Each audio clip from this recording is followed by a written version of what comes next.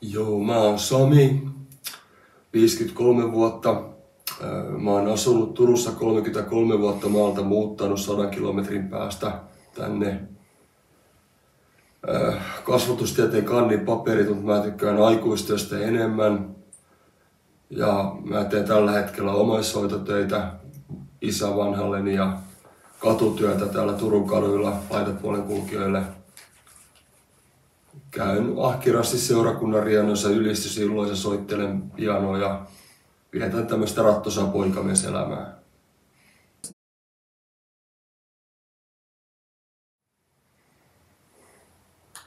No mä olin 90-luvun lopussa, mä olin aika kypsä silloiseen elämänmenoon.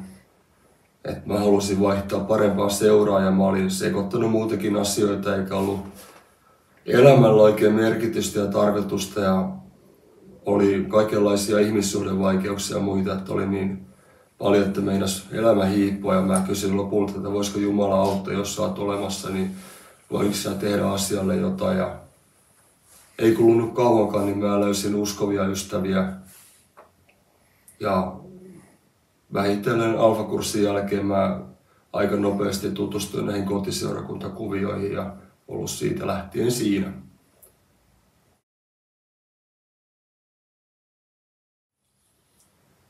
Kotiseurakunta alkoi sillä tavalla, että eräs uskova kaveri antoi mulle Riston yhteystiedot, kun mä kysyin, että pitäisi jonkinlaista sieluhoitoa saada, koska kirkon väki ei pystynyt mua auttamaan. Mä tajusin, että mitkään nämä pienetkään kirkot ei suostuneet auttaa, koska mä olin niin solmussa asioiden kanssa ja reaalitodellisuus oli poissa, mutta sitten ihan sen kaverin kautta, johdatuksen kautta kohtasin Risto ja hän alkoi avata näitä solmuja ja tulin sitä kautta kotiseurakuntaan.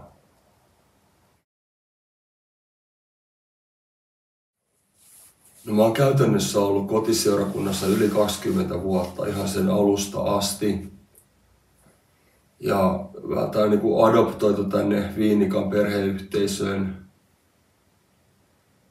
Ja se kotiseurakunta juttu on sitä, että tullaan ihmistä todella lähelle ja kohdataan eri lailla kuin kirkossa, että ei voi olla mikään sunnuntai-uskovainen, että ne joutuu kokemaan niinku mun kohdalta pahojakin oloja, negaatioita, aggressioita, kaikkea mitä pahaa olo tulee ulos, niin yleensä mä vuodatan sen roskan kaikki sitten mun sielun paimenten päälle ja ne on jaksaneet mua, mikä on hieno juttu. Mutta se on todella intensiivistä kohtaamista tää kotiseurakuntatouhu.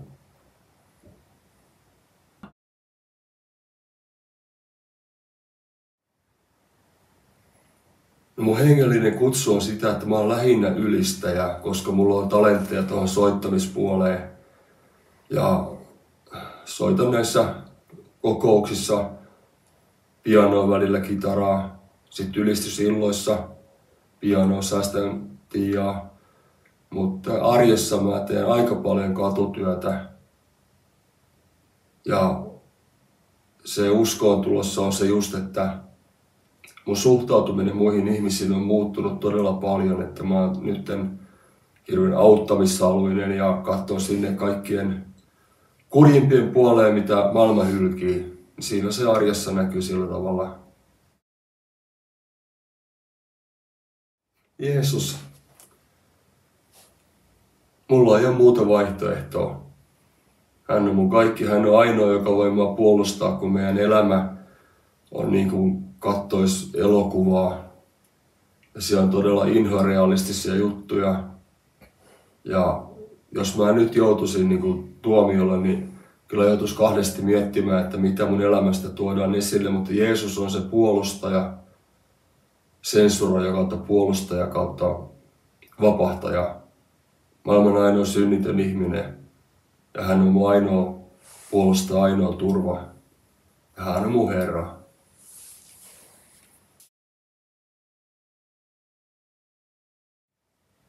Mä haluaisin sen kertoa kuulijoille, että tulee vielä päivä, että jokainen saa ansionsa mukaan. Jumala noteraa kyllä hyvät teot, mitä kaikki onkin, ja hän voi olla jopa parempi ja hyvempi kuin sä ikinä luulekin, että jos sulla on ollut Jumalasta joku semmoinen väärä vihamielinen kuva, niin se voi ollakin puppua.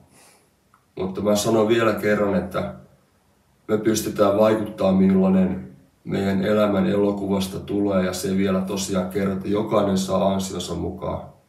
Tulee se päivä. Kiitos.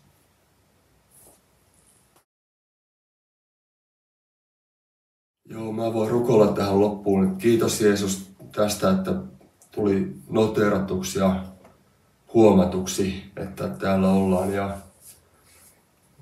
kiitos siitä, että tämä todistus vie pois kaikki ne valtamedian valheet, mitä musta on levitetty tuolla Ylen kautta muutaman sattuman kautta. Ja kiitos Jeesus siitä, että sä välität ihan jokaisesta ihmisestä vauvasta vaariin tässä kaupungissa. Ja mä pyydän, että tulet voimakkaasti koskettamaan ja puhumaan ja siunaamaan Turun kaupunkia, tämän kaikkia asukkaita tavalla tai toisella, ja annat tänne suuren herätyksen ja